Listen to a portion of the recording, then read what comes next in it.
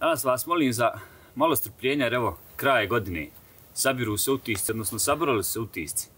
I ja ih želim nekako strpati sve u jedan video. U ovaj video.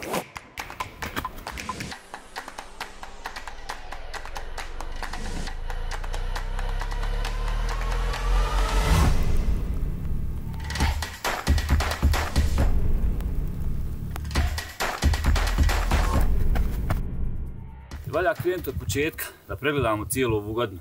Na samom početku sam imao jedan plan, imao sam trke koje sam odabrao, imao sam trke koje sam želio da završim i imao sam cilj. Cilj je bio biti brži, bolji na svakoj stazi koju sam trčao prethodne godine. I da vam pravo kažem, ona euforija me ufatila odmah nekako na početku, kad se kovali planovi, kad sam našao trening koji mi odgovara, kad sam počeo kupiti prve kilometre u novoj godini. Već januar, februar osjetili su se novi rezultati, bolji rezultati, a već u martu se osjetio taj napredak u treningu, jer na onoj prvoj stazi sa kola Tuzlanske trail lige, odnosno prvog kola Tuzlanske trail lige, napravio sam na 12 km rezultat bolji za pola sata. To nije mala stvar. Znači, bio sam na pravoj stazi, dobar trening, napredak je bio vidljiv. Trčanje je brutalan hobi.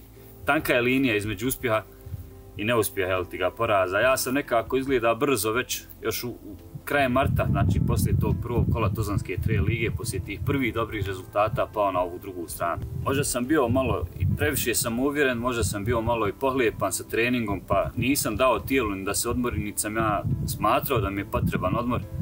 Ali evo, ove godine sam naučio da planine ne daju se kroti tako lako, jer odjednom je sve stalo. Tijelo umorno, otkazalo poslušnost, kraj treninga. Sve ono što je slijedilo bili su moji pokušaji da slažem sam sebi da sam spreman, da nisam izgubio ništa. Ali Istra i njeni brežuljci su mi se samo nasmijali na te moje laži, na ta moja uvjeravanja samog sebe. Već na 27. kilometru su mi pokazali svoje zube. Pokazali su mi da sam podcijenio njihov pitom izgled, lijepe brežuljke. Ono što sam naučio i što sam sam sebi kazao na Istri je da više nijednu trku neću da odustanem. Međutim, jednom kad ispanete iz kolosijeka, teško se vratiti. Bjelaštica mi je to pokazala i taj Vučko trail. On je bio gori od Istre, ali eto, završio sam. Isto to sam uradio i na Tuzlanskom polumaratonu. Čisto sam završio, samo da završim, da se broji. Neko me jednom ranije pitao koliko trka trčim u jednoj godini. Za ovu godinu to su bile 3.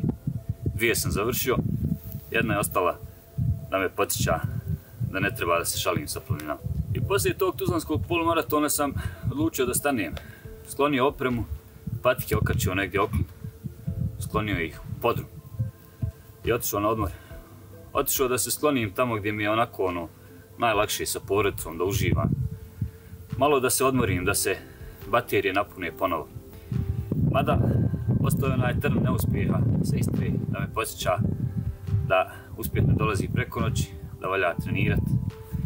I da budem iskren, pobijedile bi te moje greške i taj neuspjeh da nisam iz njih ništa naučio. A jesam. Naučio sam da se ne napreduje preko noći, da sve ima svoj ritam, svoje vrijeme, svoje mjesto.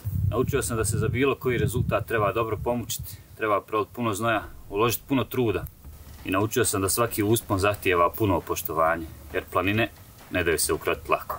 I to bi bila moja godina, usponi i padovi. I sad sabiram utiske, sabiram ono što sam naučio da bi primijenio to u narednoj godini. Cilj je ostao isti, da budem brži i bolji na svakoj stazi koju sam trčao ove i prethodnih godina, ali ovaj puta pametnije. Odustajanje više nije opcija. Trening počinje sad.